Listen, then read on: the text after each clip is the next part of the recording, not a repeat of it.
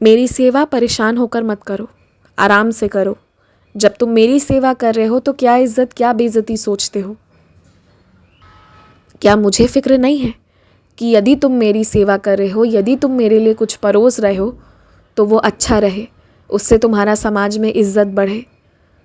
क्या ये सब मैं नहीं देखता? क्या ये सब मैं परवाह नहीं करूँगा जो तुम इतनी चिंता कर रहे हो? और चिंता करने के कारण ही तुम्हारे काम भी खराब हो जा रहे हैं।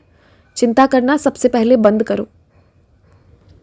और यदि तुम जैसा सोचते हो, जैसी योजना बनाते हो, रात को वैसा नहीं हो पाता तो एक आध दिन दूसरे कमरे में चले जाओ।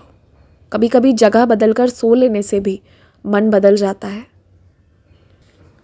तुम्हारे कमरे में मेरे होने के कारण ही तुम वहाँ टिक पा रहे हो, वरना तुम्हारे मन में इतनी नकारात्मकता आ गई है ना, इतनी ज़्यादा आ गई है कि यदि मैं वहाँ नहीं रहता ना तो पता नहीं तुम हर रात अपनी क्या हालत कर लेते।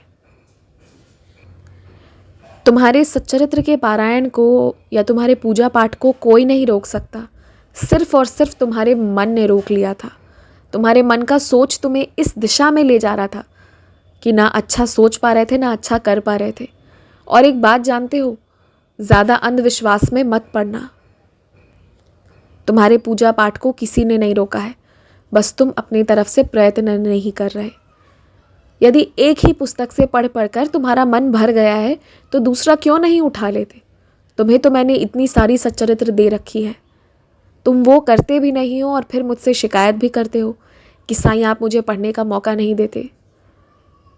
पता है, जब सुबह होती है, तुम खिड़की खोलते हो, तुम्हारे कमरे में सूर्य की किरणें आती हैं, उसी वक्त बैठकर तुम मेरी सच्चरित्र का एक अध्याय पढ़ना शुरू कर दिया करो।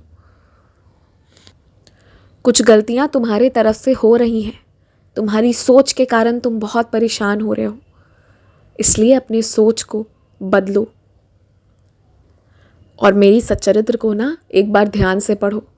तुमने कुछ वाक्य का कुछ गलत ही मतलब समझ लिया है और आगे तुम उस बात को किसी और को बता ना दो, इसलिए मैं चाहता हूँ कि तुम वापस पढ़ो, अध्याय 10 पढ़ना।